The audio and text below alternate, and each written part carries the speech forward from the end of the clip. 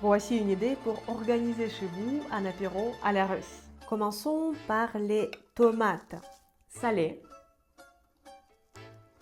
servies avec des concombres salés. Ensuite, nous avons le poisson séché et les calmars séchés.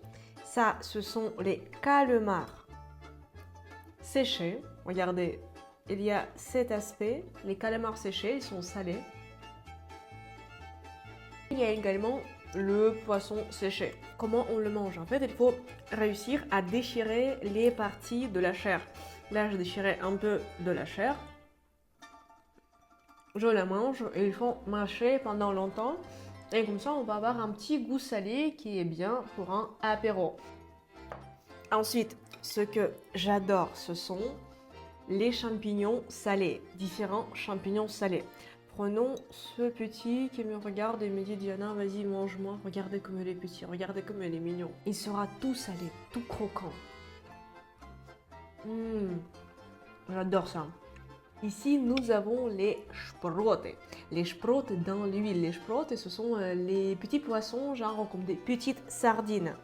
Ils sont dans l'huile. Pour le servir, je vous conseille de le servir dans leur boîte d'origine. Vous pouvez le déguster tel qu'il est ou par exemple le mettre sur du pain de seigle. Ça se marie très bien ensemble.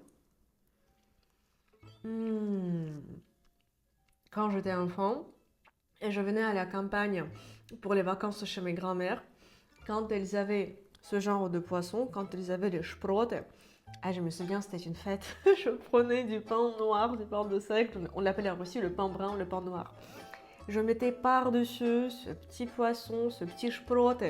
Je le mangeais, c'était paradisiaque. Il nous reste encore les suchariki. Suchariki, ce sont les petits pains séchés. Ça, ce sont les petits pains séchés, à votre avis. C'est quoi le parfum? Le parfum, c'est lobster.